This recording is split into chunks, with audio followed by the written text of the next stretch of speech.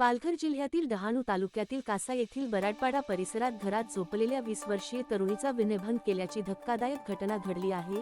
या प्रकरणी कासा पोलीस ठाण्यात गुन्हा दाखल करण्यात आला असून आरोपीविरुद्ध भारतीय न्याय संहितेनुसार कारवाई सुरू करण्यात आली आहे। पोलिसांनी दिलेल्या माहितीनुसार 12 जून 2026 रोजी पहाटे सुमारे 2 वाजण्याच्या सुमारास पीडित तरुणी आपल्या घरात झोपलेली असताना एजाज नवाब खाटिक व 31 वर्ष राहणार बराडपाडा याने घरात प्रवेश करून तरुणीचा विनयभंग केला।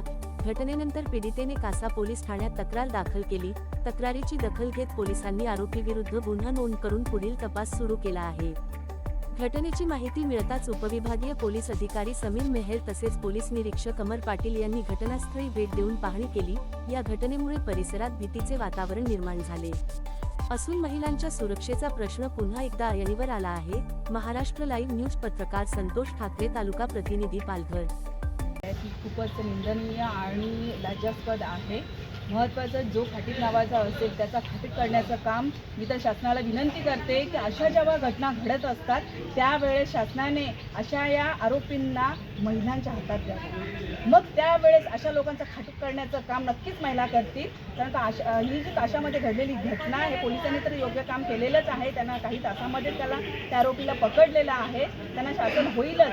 परंतु ही घटना जनतेसमोर येणं फार गरजेचं आहे, कारण का जनतेने नक्कीच तुडवलं जाईल। अशा प्रकारच्या जर शासनाने खरोखर परमिशन दिलं तर अशा घटना पुन्हा घडणार नाही। मी नक्कीच सरकारला विनंती करते का ह्या आमच्या आया बहिणी म्हणजेच काय त्या रस्त्यावर पडलेले नाही, कोणी जायचं आणि हात लावेल आणि कोणी काही करेल, तर अशा वेळेस नक्कीच आमच्या पालघरला असताना आम्हाला शैलेश गारपुरे साहेब आणि त्यांचे मिसेस सुनीता गारपुरे जयेश अशा लोकांचा फोन आला की असा विषय घडला आहे।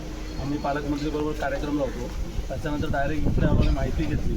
अय्याज खाटिक म्हणून हे जो मुलगा आहे मुस्लिम समाजाचा, ह्याचा ट्रॅक रेकॉर्ड मागे पण 2-3 केसेस झालेले आहेत त्याच्यावर, आणि आतासुद्धा त्याच्यावर हे मारहाण केली मुलीला घरात घुसून। तर त्याच्यावर आमचं बोलणं झालं PI बरोबर का व्यवस्थित कारवाई करा। SP साहेब बरोबर फोनवर आणि स्पीकरवर त्या SP साहेबला ठेवलेलं साहेबनी सांगितलं 100% स्ट्रिक्ट कारवाई करणार।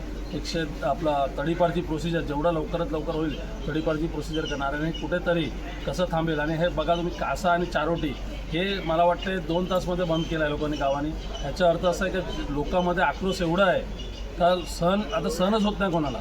डहाणू याच्या अगोदर 2 दिवस अगोदर डहाणू, गोलवड, बोर्डी, गंजाड बंद होता, आणि हे विषय आता एवढं जोरात जिल्ह्यात चालू आहे। तर माझी विनंती सर्वांनाच आहे का असं कुठे विषय होत असेल तर तुम्ही मला कधीही फोन करा, हक्काने तुमचा भाऊ म्हणून मी येणार।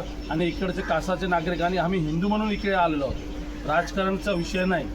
पक्षाचा जिल्हाध्यक्ष असणार मी, पण जिथे जिथे आई बहिणीवर त्रास झाला तिथे हिंदू म्हणून आपण सर्व एक होणार, आणि हे विषय कुठे कसं थांबेल त्याच्यावर आम्ही 100% काम करू।